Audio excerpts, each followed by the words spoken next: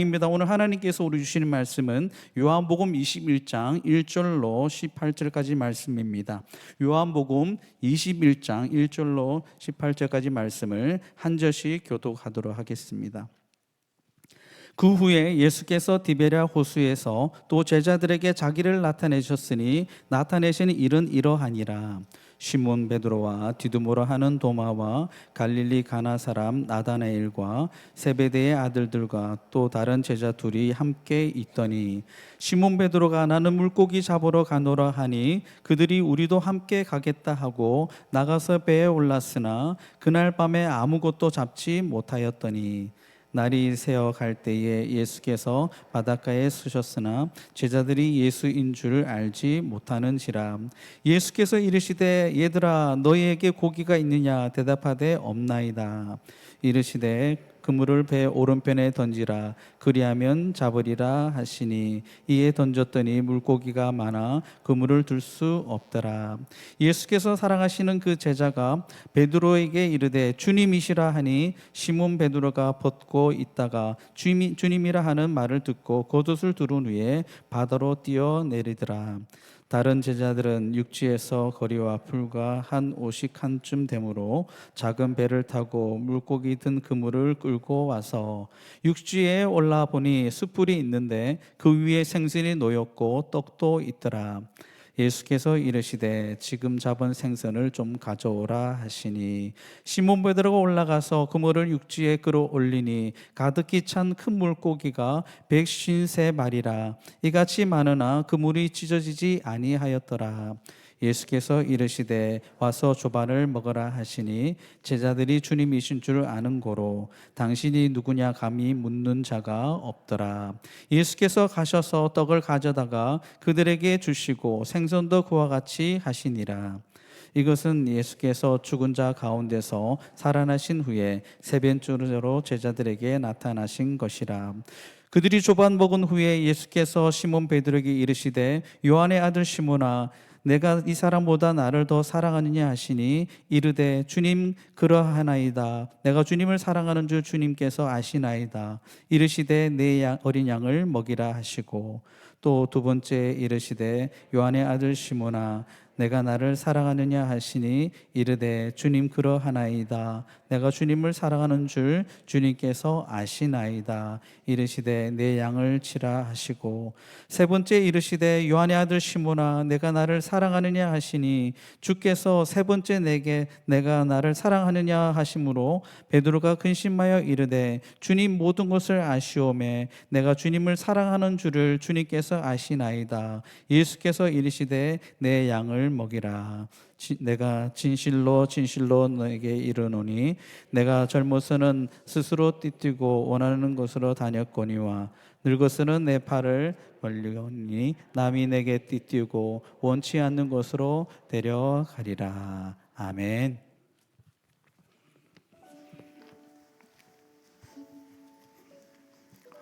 할렐루야.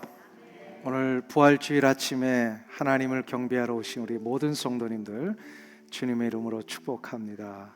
우리 서로를 향해서 한번 축복의 인사 나누실 때 Happy Easter, 서로의 이 부활의 우리 축복을 함께 나눠주시면 감사하겠습니다. Happy Easter.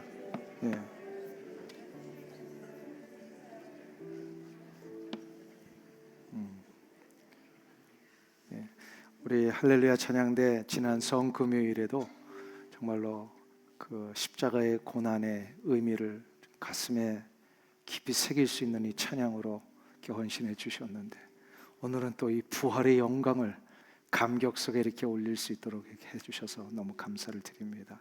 수고 많이 하셨는데 우리 박수로 한번 격려해 주시면 감사하겠습니다. 수고 많이 하셨어요. 성금요일에 안 오신 분들은 무슨 얘기 하는지 잘 모르실 거예요.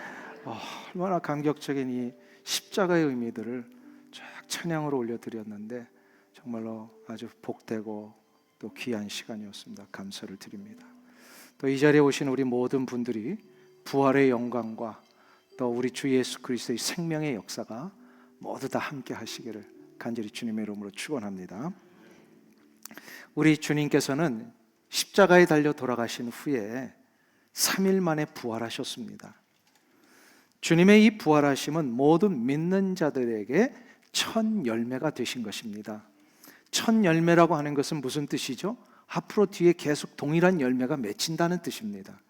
그런 의미에서 우리 주 예수 그리스도의 부활은 예수님을 믿는 자에게 동일하게 그 부활이 일어난다는 겁니다.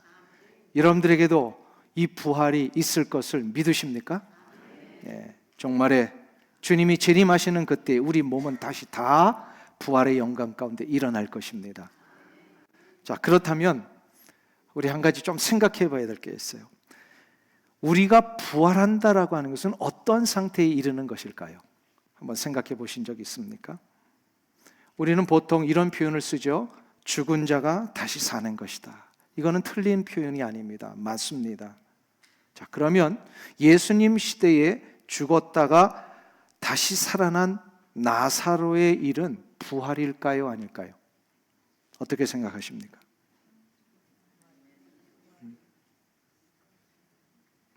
나사로가 다시 살아난 것은 부활이라 하지 않고 소생이라고 얘기를 합니다.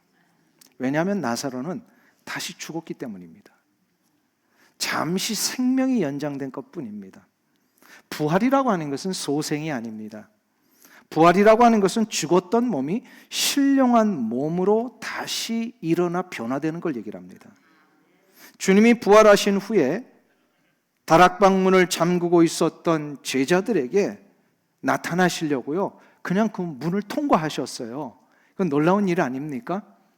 부활의 몸이라고 하는 것은 시간과 공간을 초월하는 신령한 몸이라는 뜻입니다. 그런데 또한 부활하신 예수님께서는 제자들에게 찾아오셔서 같이 음식도 드셨어요. 이건 또 무슨 이야기일까? 신령한 몸으로 변화되셨는데 또 육체적인 그런 그 필요에 의해서 음식도 같이 드셨다. 여전히 부활하셨는데 십자가에서 당하신 못자국과 창자국을 그대로 갖고 계셨습니다. 자, 그러면 이거는 부활이 어떻게 된다는 것일까? 한번 생각해 보신 적 있으십니까? 많은 학자들이 이러한 표현을 씁니다. 부활하신 몸이 신령한 몸으로 변화된 것을 부활의 비연속성이다. 그러니까 육체적이고 또 공간적이고 시간의 제한을 받았던 그런 몸이 아니라 이제는 전혀 다른 물리적인 것과는 전혀 연결되지 않는 비연속적인 부활, 신령한 몸으로 된 것이다. 그런데 부활 후에도 여전히 육체적인 모든 것을 지니고 있다는 의미에서 부활의 연속성이 있습니다. 비연속적인 것도 있고 연속적인 것도 있다. 그러면 어떤 겁니까? 부활은? 이럴 때는요, 이렇게 대답을 하시면 됩니다. 가봐야 합니다. 우리의 물리적이고 논리적인 한계를 넘어서는 지금으로서는 이해할 수 없는 아주 놀라운 신비의 상태, 영적인 상태 혹은 물리적인 상태 다 포함한 이런 신령한 상태가 되는 것입니다. 자, 그럼 질문을 하나 드릴게요. 우리가 부활하면 몇 살 때의 모습으로 부활할까요? 우리 권사님들은 30대라고 자꾸 얘기를 하시더라고요. 가장 좋은 모습으로. 여러분들은 어떤 모습으로 부활이 될 것 같으십니까? 어떤 육체의 모습으로? 네. 이럴 땐 뭐라고 대답해야 된다고요? 네. 그러니까 그냥 우리는 믿자고요. 가장 좋은 상태로, 가장 완벽한 상태로 우리의 몸이 부활하게 될 것이다. 그걸 믿고 그 부활의 영광 가운데 일어날 그 놀라운 것들을 소망하며 기다리며 사는 것입니다. 이런 몸을 가지시고 주님이 제자들에게 2번이나 나타나셨어요. 부활하신 후에. 근데 이상한 점이 하나 있습니다. 요한복음에 의하면 예수님이 무서워 떨고 있는 제자들에게 부활의 몸으로 나타나셔서 만나주시고 확신시켜주시고 부활을 증명하셨는데, 그리고 나서 요한복음 20장 21절에 의하면 아버지께서 나를 보내신 것 같이 나도 너희를 보내노라 하시면서 부활하신 예수님을 증거하라고 명령을 내리십니다. 첫 번째 나타나셨을 때 이 명령을 주셨거든요. 그런데 2번째 만나고 나서 제자들이요, 오늘 본문에 의하면 다시금 옛날 고기잡이 생활로 돌아갔더라는 겁니다. 오늘 읽은 본문이 바로 그 내용을 전하고 있어요. 고기잡이로 돌아가 버린 제자들을 세 번째 주님이 찾아오셔서 저들과 하신 내용이 오늘 본문에 기록이 되어 있습니다. 예수님은 왜 이런 제자들을 세 번째나 다시 찾아오신 것일까요? 이것을 우리가 좀 생각해 보기 위하여서 세 가지의 질문을 좀 오늘 함께 제기하면서 그 내용을 살펴보려고 합니다. 첫 번째로, 왜 베드로는 자기 자신뿐만 아니라 그 오늘 본문에 보면 7 제자라고 되어 있습니다. 7 제자들이 고기 잡는 일로 되돌아간 것일까? 입니다. 3절을 우리 한번 보실까요? 3절 말씀 다 같이 우리 한 목소리로 봉독하겠습니다. 시몬 베드로가 나는 물고기 잡으러 가노라 하니 그들이 우리도 함께 가겠다 하고 나가서 배에 올랐으나 그날 밤에 아무것도 잡지 못하였더니, 베드로에게 있어서 일생일대 최대의 수치스럽고 힘든 일이 있었다면 뭘까요? 우리는 다 알죠? 바로 예수님을 3번이나 부인한 일입니다. 아마도 베드로는 부활하신 주님의 모습을 2번이나 뵈면서 감히 얼굴을 들 수 없을 정도로 뵐 면목이 없었을 것입니다. 그렇게 주님을 위해 죽겠다고까지 호언장담했던 베드로가 정작 주님의 십자가의 이 재판 앞에서는요, 예수님 모른다고 부인할 뿐만 아니라 예수님을 저주까지 했어요. 이러한 자기의 모습을 보니까 주님을 무슨 면목으로 뵐 수 있겠습니까? 아마도 이쯤 되면 누구나 좀 숨고 싶지 않겠어요? 그 예수님 앞에 딱 나타나가지고요, 어떻게 뻔뻔하게 예수님을 대할 수 있겠습니까? 그래서 아마도 베드로는 예수님을 2번이나 뵈면서 면목이 없으니까 숨고 싶었던 것 같아요. 사람은 숨고 싶을 때 어떻게 하죠? 가장 단순한 상황으로 돌아갑니다. 모든 관계를 끊고 복잡하고 어려운 일들로부터 자기가 벗어나서 자기만의 동굴로 들어갑니다.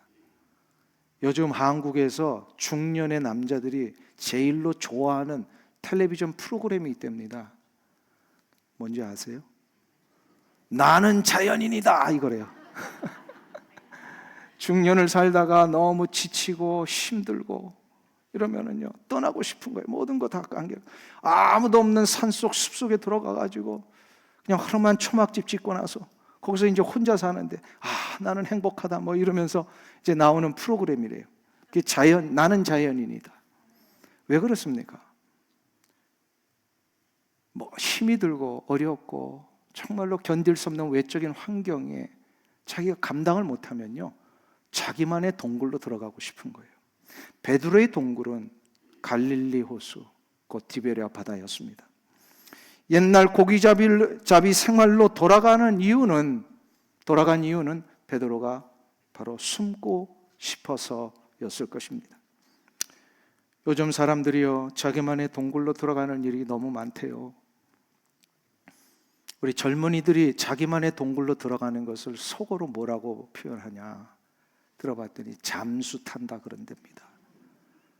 일이 힘들어지고 인생 자취에 대한 회의가 들고 해결할 수 없는 어려움에 봉착하게 되면 사람들은 모든 관계를 끊어버립니다.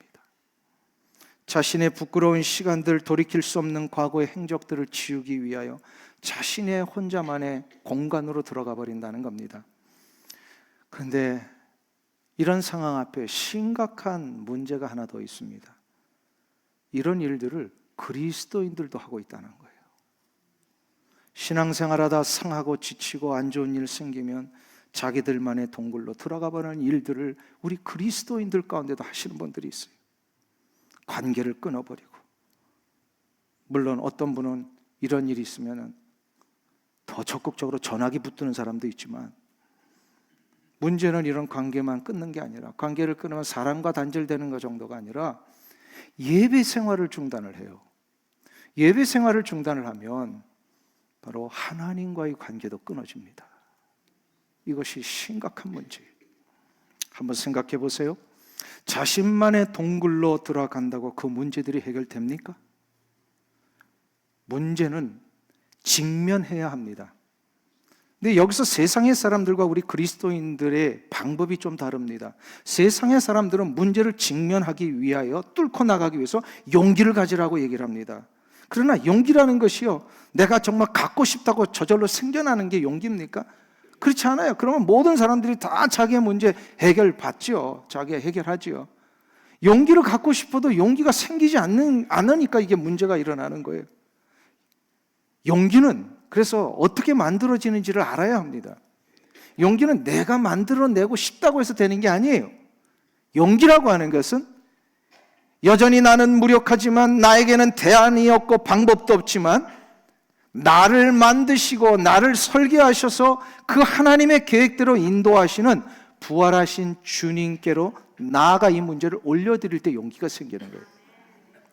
주님은 그 문제를 직면하고 뚫고 나갈 수 있는 용기를 나에게 부어주십니다. 그러니까 용기는 내게 부어줘야 생겨나는 거예요. 이게 바로 우리 그리스도인들의 방법인데요, 문제 해결은 그래서 동굴로 들어가는 것이 아니라 하나님께로 더 가까이 나가야 합니다. 이것을 일찍이 깨달았던 시편의 저자 아삽 같은 경우에는요, 이런 고백을 합니다. 하나님을 가까이 함이 내게 복이라. 여기서 복이라고 하는 것은 자신의 인생의 문제를 해결받을 수 있는 모든 것을 얘기합니다. 하나님을 가까이 해야만 용기가 생겨나고 뚫고 나갈 수 있는 결단이 시작이 되고, 이 모든 것을 할 수 있도록 인도해 주시는 하나님의 역사를 경험한다는 거예요. 문제가 일어나고 어려움이 발생이 될 때마다, 그래서 자기만의 동굴로 들어가지 말고 어디로 가야 돼요? 하나님께로 가야 합니다. 한번 따라하겠습니다. 하나님을 가까이 함이 내게 복이라. 믿으십니까? 이게 바로 우리 세상 사람들과 다른 방법이에요. 베드로가 이 방법 몰랐기 때문에 자기만의 동굴 갈릴리 호수로 되돌아간 거예요. 그러나 우리는 이제 더 이상 베드로와 같은 그런 자기만의 동굴로 들어가는 것이 아니라, 부활하신 주님을 만나 주님께로 나의 모든 아픔과 상처와 어려움들을 올려드릴 때 주님은 그 문제를 해결할 수 있는 용기를 주시고 회복시켜 주시는 역사를 우리 가운데 이루어 주십니다. 이 방법으로 나아가셔야만 됩니다. 아멘. 근데 두 번째로 생각해 봐야 될 게 있어요. 오늘 본문 속에서 왜 주님은 베드로와 제자들에게 와서 조반을 먹으라 하신 것일까요? 우리 12절 말씀을 한번 같이 다시 보겠습니다. 같이 합독합니다. 예수께서 이르시되 와서 조반을 먹으라 하시니 제자들이 주님이신 줄 아는 거로 당신이 누구냐 감히 묻는 자가 없더라. 제자들은 지금 조반을 먹으라 하시는 이 음성 앞에 대본에 알았다는 거죠. 이 말씀하시는 분이 누구라고요? 주님이시구나. 그 옛날 3년 전에 그렇게도 우리가 따라다녔던 그 주님이 다시 나타나셔서 우리에게 아침밥 좀 먹어라 이렇게 하신다는 걸 대본에 알았다는 거예요. 3년 전 배고플 때 그 배고픔을 해결해 주셨던 주님, 두려움에 처하여 있을 때 파도를 잠잠케 하시며 저들을 보호해 주셨던 주님, 지치고 상하여 정말 어찌할 바를 몰랐을 때 저들을 고쳐주시고 회복시켜 주셨던 그 주님의 사랑과 자비의 음성을 지금 또다시 듣고 있는 거예요. 제자들이 이것을 통하여 저들이 뭘 깨달았습니까? 그 3년 전이나 지금이나 주님은 여전히 나를 사랑하시는구나. 내가 일어서기를 원하시는구나. 수치심에 의하여서 동굴로 들어가는 것이 아니라 이제는 나와서 주님의 사랑에 겨워서 살기를 원하시는구나. 와서 조반을 먹으라 하는 이 한마디에 제자들이 이걸 다시 깨달은 거예요. 마치 이런 거죠. 아버지의 속만 썩이다가 끝내는 못 견디고 가출했던 아들이 있다 해보겠습니다. 아버지는 가출한 이 아들을 늘 잊지 못하고 있는데 이 아들은 아랑곳하지 않고 자기 혼자 살아보겠다고 그러다가 이리 치이고 저리 치이고, 아무리 자기가 능력이 있어요, 부모 품 떠나면 이게 얼마나 힘든 겁니까? 배고프고 추운 삶을 살고 있는 이 아들을 아버지는 여전히 잊지 못하고 그 아들을 수소문해서 찾아갔습니다. 한 이 모습을 본 아버지, 그 아버지를 보자마자 이 아들은 부끄러워 감히 아버지 얼굴을 쳐다보지도 못하고 있습니다. 이때 아버지가 아들에게 말을 건넵니다. 다른 거 얘기 안 하고 밥은 먹었냐? 밥은 먹었냐라는 아버지의 이 말 한마디에 아버지의 마음에 모든 것이 담겨 있습니다. 이것은 무슨 뜻입니까? 아들을 향하여 여전히 사랑하는 아버지의 마음이 있다라는 거예요. 한 번도 아들의 안위를 걱정해보지 않은 적이 없다는 아버지의 마음. 아무리 잘못을 했어도 여전히 너는 나의 아들이다 라고 하는 이 선언을 지금 밥은 먹었느냐라는 질문 속에 담고 있는 겁니다. 이거 우리 한인들은 다 알죠? 1세들은 다 알아요. 아이들을 향해서 밥은 먹었냐. 이게 다 담은 거예요, 우리는. 근데 2세들은 이걸 잘 모르더라고요. 뭐 맨날 밥 먹었냐고 물어보냐고. 그러면 야, 이걸 어떻게 이해시킬까? 우리 한인들의 정서에는 밥이라는 것이 다 담은 거잖아요. 사랑도 담고 염려도 담고 걱정도. 여전히 너는 나의 아들이며 틀림없다라는 이 확언을 담고 있는 건데 지금 주님이요 제자들에게 그 얘기를 하시는 거예요. 와서 조반을 먹어라. 아침밥 먹어라. 여기에 주님이 제자들을 향하신 그 모든 마음을 담고 계셨습니다.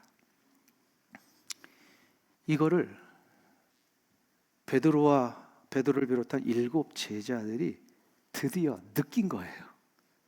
아무리 내가 주님을 배반했어도, 아무리 내가 주님에게 못할 짓을 했어도 주님은 여전히 나 사랑하시고 나의 허물과 부족함에도 불구하고 이거 다 덮으시고 안아주시는 주님의 사랑으로 지금 나에게 다가오신 거구나. 이거를 알게 된 거예요. 그래서 이것을 주님이 베드로에게 다시 한번 정리를 시켜주시기 위하여서요 아침밥 먹여주신 다음에 3번을 물으십니다. 요한의 아들 시몬아, 너 나 사랑하느냐? 이거를 3번을 물으십니다. 이때 베드로가 이 주님의 질문 앞에 3번을 동일하게 대답을 하죠. 예, 주님, 내가 주님 사랑하는 거 주님이 더 잘 아시잖아요. 나 주님 사랑합니다. 드디어 베드로도 주님의 사랑 때문에 자기도 주님을 사랑하는 것을 다시 회복을 했고 이제 이 사랑은 의심할 여지가 없고 이 사랑은 나 역시도 변화되지 않을 것입니다 라는 고백으로 3번을 대답을 한 겁니다. 유명한 네슬리 뉴 비기니 같은 학자는요 이거를 3중 부인을 3중 시인으로 바꾼 것이다 이렇게 얘기를 합니다. 왜 주님께서 3번을 물으셨을까요? 그 얼마 전에 베드로가 주님의 십자가 앞에서 뭐라고 그랬어요? 3번이나 주님 모른다고 부인했던 그 상처, 아픔, 수치, 죄책감 이거를 주님이 일부러 3번 물어주심으로 해방시켜 주신 거예요.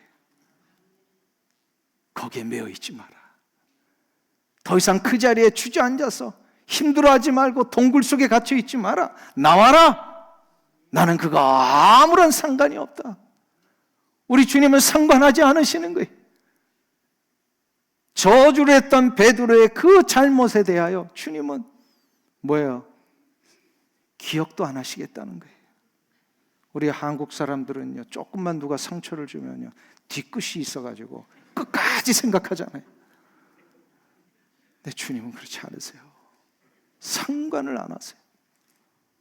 일부러 3번 물어주심으로 그의 3번의 수치심을 다 씻어주시는 이 놀라운 주님의 사랑의 역사, 그 사랑에 베드로가 완전히 녹아버립니다. 근데 이 사랑으로 지금 부활하신 주님께서 이 자리에 여러분을 찾아오고 계십니다. 믿으십니까? 베드로에게 하셨던 그 음성을 지금 여러분에게 들려주십니다. 와서 조반을 먹으라. 이 주님의 초대에 응하기만 하면 주님이 마련해 놓으신 그 사랑과 다함이 없으신 그 긍휼과 자비의 은총을 다 누리게 됩니다. 이거를 누리면 여러분이 해결하지 못했던 상처, 아픔, 나 혼자 가지고 있으면서 끝까지 뒤끝으로 남으려고 했던 이 모든 문제들 다 녹아지고 다 해결되고 정말로 놀라운 사랑의 역사로 내가 휩싸이게 됩니다. 이 은혜와 이 회복을 경험하시길 바랍니다. 이것이 바로 부활하신 주님이 찾아오신 이유예요. 여러분에게 이것이 임하기를 간절히 축원합니다. 근데 마지막 세 번째로 생각해 볼 게 있어요. 왜 주님은 베드로에게 이 사랑을 유도하신 다음에 주신 다음에 내 양을 먹이라 하신 것일까요? 우리 15절을 한번 보겠습니다. 15절 말씀 다 같이 한 목소리로 봉독합니다. 그들이 조반 먹은 후에 예수께서 시몬 베드로에게 이르시되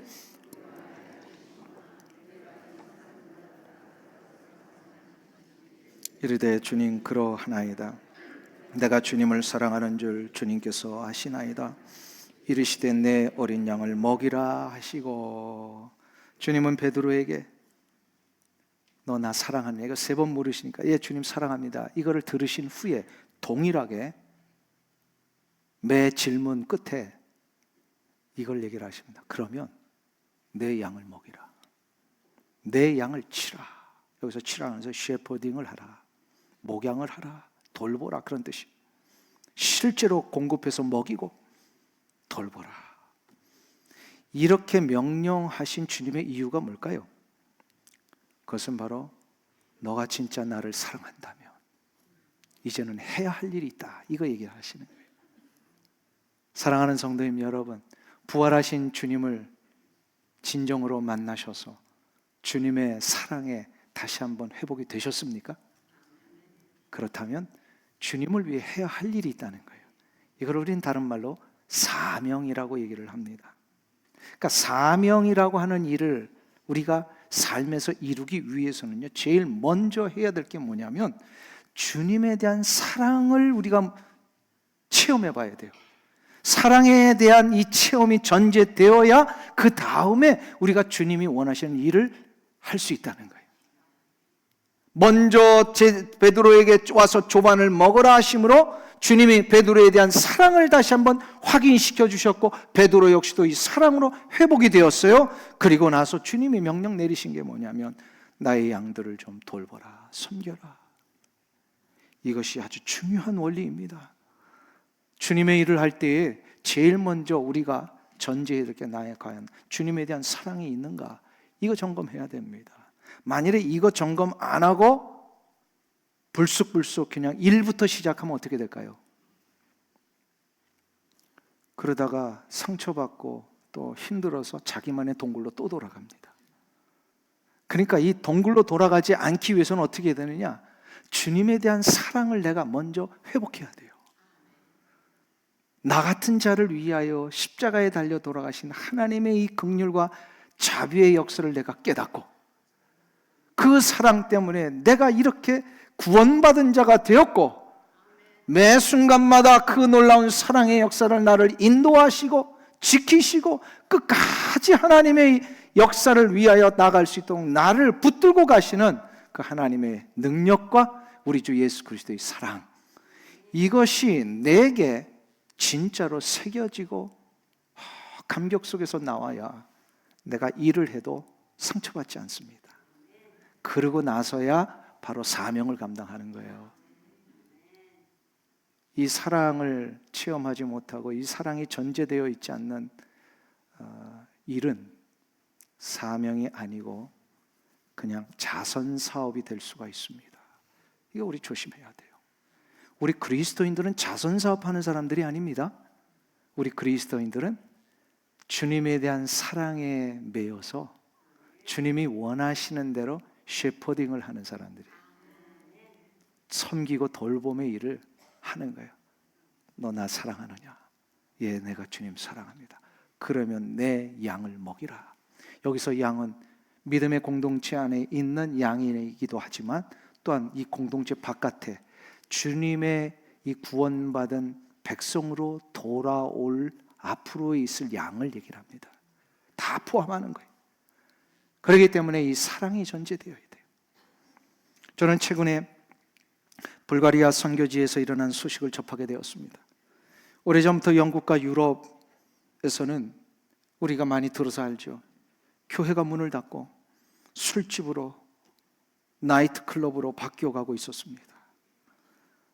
이건 너무나도 이 성공회뿐만 아니라 모든 개신교 다 지금 유럽에서 이런 일들이 일어나고 있어요. 한 예로 이런 거 있잖아요. 교회가 이제 어려워지고 또 헌금이 줄고 이러다 보면은 교회가 문을 닫는데 이거를 팔아버리는데 이런 거를 매물이 나오기만을 기다리는 그런 그 업자들이 대부분 누구냐면 술집 주인들이랍니다. 그래가지고 이거를 탁 쳐가지고요 술집으로 이제 개조를 하는데 제일 비싼 자리가 어딘지 아세요? 강대상 했던 자리. 예, 저들이 뭐 알기는 아는 것 같아요. 어디가 중요한지를 알아요. 이걸 다 술집으로 바꾸고 나이트클럽으로 바꾸고 이런 일들이 지금 유럽에서, 영국에서 일어나는데 이런 와중에 놀라운 일이 하나 일어났습니다. 쾌락의 상징인 이 나이트클럽이 대학 캠퍼스에서 복음을 전하는 이 선교센터로 탈바꿈하기를 시작했다는 소식이에요. 한국 합동 측에서 불가리아로 파송받은 선교사님이 계십니다. 김아엘 선교사님이라는 분인데요. 그 불가리아 수도 한복판에 교회를 개척을 했는데 이제 이 캠퍼스 미니스트리를 하면서 이게 너무나도 부흥이 되는 거예요. 그래서 교회 5개가 개척이 되었어요. 그러다 보니까 이제 건물이 필요해서 건물을 확보하기 위하여 알아보는 중에 그 수도의 소피아라는 지역에 유명한 나이트클럽 건물이 매물로 나온 거예요. 알아봤더니 팬데믹 때문에 나이트클럽에 젊은이들 그렇게 바글바글 대다가 하나도 안 모이니까 파산을 한 거예요. 이 건물이 매물로 나왔는데 아주 유명한 곳이랍니다. 수도 없는 가수들과 젊은이들이 와서 거기서 노래하고 춤추고 술 먹고 이런 아주 유명한 건물이랍니다. 이거를 선교사님이 딱 보고서 기도하는 가운데 아하, 이 건물을 사서 선교센터와 교회를 대야 되겠다. 그래서 그 건물을 샀어요. 수많은 교회 건물들이 술집으로 바뀌어 나가는 그 유럽의 상황 속에 나이트클럽을 사가지고 교회로 바꾸는 최초의 일이 되었답니다. 그래서 제가 그 소식을 듣고서 이제 그 편지를 좀 이렇게 쭉 읽어봤어요. 어떻게 이런 일이 일어날 수 있었는가? 알고 봤더니 이분이 선교 시작을 하면서 에베소서 2장의 근거에서 선교를 했던 거예요. 에베소서 2장의 핵심은 뭐죠? 우리 주 예수 그리스도께서 죽으심으로 인하여 우리가 살아났기 때문에 예수 그리스도의 십자가와 부활의 권능으로 우리가 다시 한번 살려주셨기 때문에 이제는 세상의 풍조를 따르지 말고 살라 라고 하는 이 명령을 이 에베소서 2장에서 받은 거예요. 그래서 이 선교사님이 이 말씀을 붙들었다고 합니다. 그래서 선교 초기부터 이거 붙들고 하나님 앞에 나아가는데 그렇지, 주님의 사랑에 겨워서 이 불가리아의 젊은 대학생들 섬기고 돌보고 필요한 거 채워주고 말씀 전하고 그래서 교회가 5곳이나 개척이 된 거예요. 그래서 그 유명한 일이 일어났습니다. 저 선교지에는 가면 대학생들이 먹을 거 준대. 젊은 대학생들 가면 먹을 거 준대더라. 그래가지고 이 대학생들이 몰려들기 시작하는 거예요. 우리 청년 사역을 할 때는 밥을 잘 먹여야 될 것 같아요. 확정된 거예요. 참으로 놀라운 소식이 아닐 수 없습니다. 제가 그래서 이걸 조금 가만히 좀 정리를 해봤어요. 아니 수백 년 동안 유럽의 교회들은 동일하게 저들도 구제사역 많이 했거든요. 이렇게 물질을 나누고 이렇게 섬기는 일을 많이 했어요. 근데 저들 유럽의 교회들은 다 쇠퇴하고 문을 닫고 다 술집으로 팔려나가는데 왜 이 선교사님의 선교지는 동일하게 섬기고 나갔는데 왜 부흥을 했냐 이 말이에요. 차이점이 하나 있었어요. 이건 제 개인적인 분석입니다. 유럽의 교회들은 시간이 지나면 지날수록 점점 더 우리 주 예수 그리스도의 십자가의 역사와 부활의 권능으로 일어난 이 사랑을 잃어버렸기 때문에 그냥 자선 사업을 한 거예요. 시간이 지나면 지날수록 십자가에 대한 이야기하지 아니하고 우리 주 예수 그리스도의 부활의 권능을 이야기하지 아니하고 이런 거 얘기하면 지금 이 시대에 무슨 부활이 있느냐고 일어날 수 없는 공격 앞에 그냥 힘없이 무너지고 그런 얘기들 안 한 거예요. 그런데 그러니까 뭐예요? 예수 그리스도의 십자가의 사랑과 부활의 권능을 이야기하지 않으니까 어떻게 되는 거예요? 힘이 없어지고 그냥 그들은 뭘 한 거예요? 자선사업 한 거예요. 근데 이 선교사님의 선교 현장을 한번 보세요. 비록 유럽 교회들의 규모나 저들의 건물에 비하면 아주 초라한 선교의 시작이었지만 아주 철두철미하게 예수 그리스도의 죽으심으로 우리를 살리신 이 놀라운 사랑에 입각하여 부활하신 주님을 만나라고 선포하며 먹을 것을 갖다 주고 저들을 섬겼던 이 놀라운 역사가 있었기 때문에 하나님은 그 선교지와 그 교회를 붙들어 주신 겁니다. 사랑하는 성도님 여러분, 부활하신 주님을 만나셨습니까?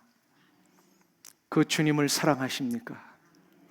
그렇다면 여러분들은 이제 내 양을 먹이라 하신 주님의 이 명령을 따라 여러분의 삶의 현장에서 섬김과 돌봄을 시작하셔야 합니다.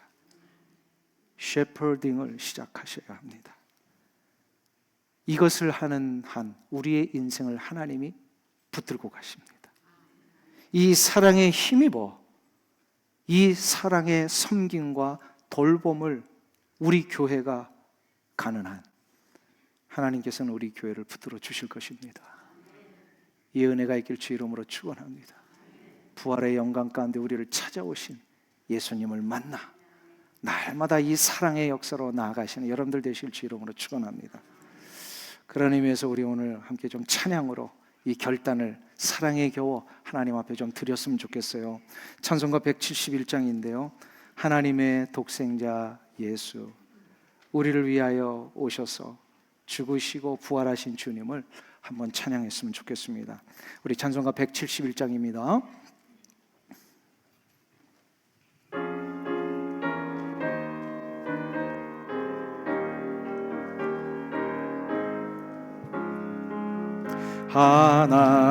하나님의 독생자 예수 날 위하여 오시었네. 내 모든 죄 사하시려고 십자가 지셨으나 다시 사셨네. 살아계신 주 나의 참된 소망 두려움이 사라지네. 사랑의 주내 갈 길 인도하니 내 모든 삶의 기쁨을 우리 3절 선한 싸움 다 마친 후에 선한 싸움 다 마친 후에 우리 주님 배우리라. 사망 권세 다 물리치고 주님이 다스리니 영광 넘치 살아계신 주 살아계신 주 나의 참된 소망 걱정이 사라지네. 사랑의 주내 갈 길이 너니 내 삶의 기쁨을 충만하네.